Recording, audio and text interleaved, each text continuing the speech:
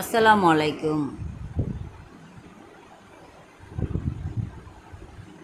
Liza Akter kitchen ব্লগের পক্ষ থেকে আমি লিজা।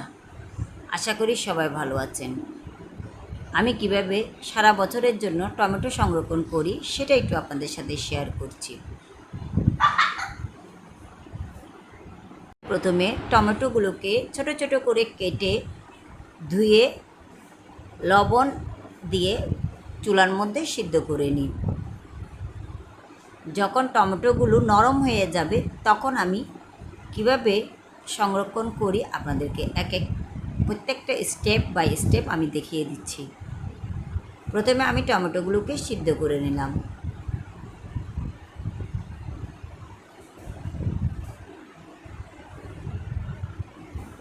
টমেটোগুলোকে সংরক্ষণ করার আরেকটা উপায় আছে, যেটা আপনি সস করেও টমেটো সস বানাইও আপনি করতে পারেন, কিন্তু আমি টমেটো সস করি না। আমি টমেটোকে লিকুইড করে রেখে দিই সারা বছরের জন্য। আমার টমেটোগুলো প্রায় সিদ্ধ হয়ে গিয়েছে।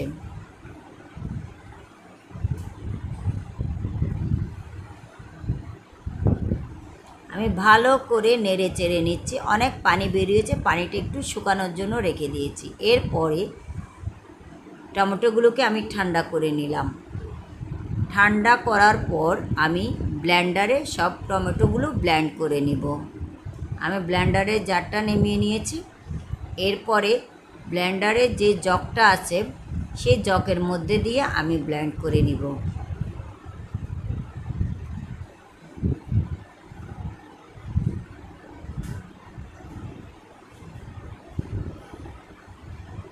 আপনারা যদি এভাবে সংরক্ষণ করেন তাহলে সারা বছর টমেটো খাওয়া যাবে, কারণ টমেটোর সিজন চলে গেলে টমেটোর অনেক দাম হয়ে যায়।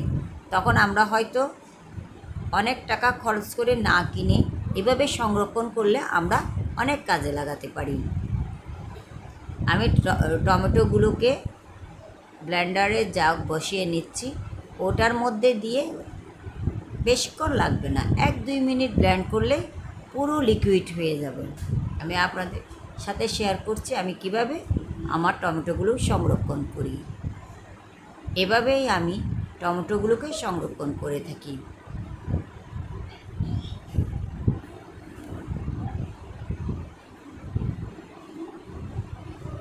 আমি জগের মধ্যে অল্প একটু পানি দিয়ে টমেটোগুলোকে ভালো করে ব্লেন্ড করে নিব।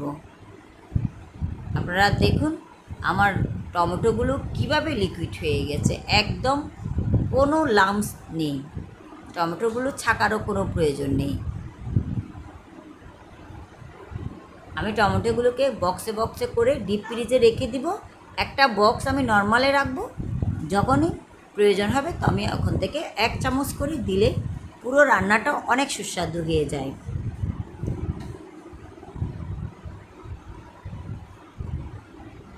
আমার ব্লেন্ডারে ব্লেন্ড করা প্রায় শেষ হয়ে গেছে। আমি এগুলোকে এখন ব্লেন্ডারের সুইচটা বন্ধ করে দিয়ে একটা বক্সের মধ্যে নিয়ে নেব। দেখুন কত সুন্দর লিকুইড হয়ে গিয়েছে। আমি আপনাদেরকে ঢালার সময় দেখিয়ে দিব কিভাবে আমি সংরক্ষণ করছি। এভাবে একটা বক্সের মধ্যে আমি লিকুইডগুলোকে নিয়ে সুন্দর করে ছেঁকে নিচ্ছি।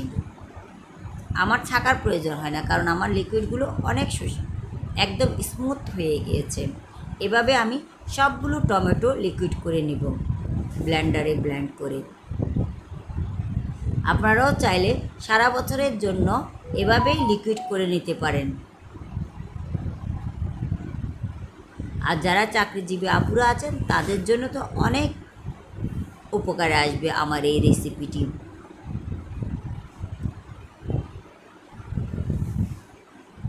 এভাবেই আমি সারা বছরের জন্য টমেটো সংরক্ষণ করে থাকি।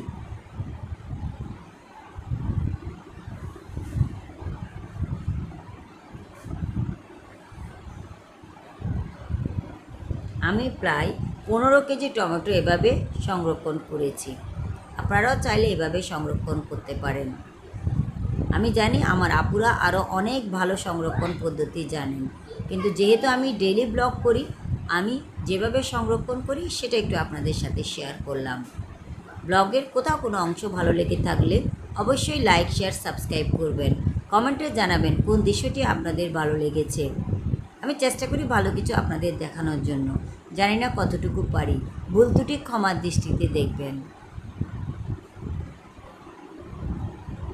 আমার প্রায় সবগুলো টমেটো ব্লেন্ডার করা হয়ে গিয়েছে।